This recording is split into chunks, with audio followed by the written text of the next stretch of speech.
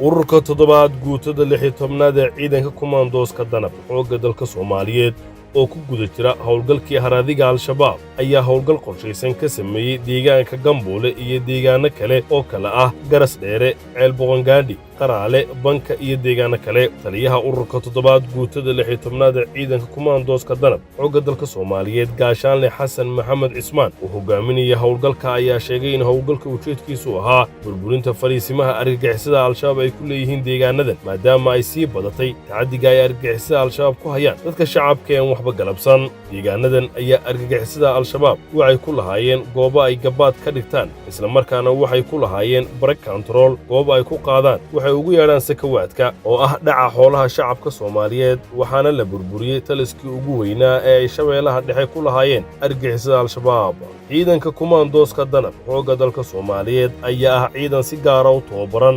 waxayna fuliyaan howlgallo qorshaysan oo lagu beegsanayo ubuucda ururada argagixisada arxanka daran waana ciidan heegan ugu jira sida ay dalka uga cirib tiri lahaayeen kooxaha banaystay daadinta dhiigga shacabka Soomaaliyeed. kooxaha argagixisada marka ay maqlaan magaca kumaandooska xoogga dalka Soomaaliyeed ee danab waxaa soo wajahda cabsi xoogan meel kastoo ay joogaanna way ka cararaan halka shacabka Soomaaliyeedna ay ku farxaan aragtida ciidanka kumaandooska danab.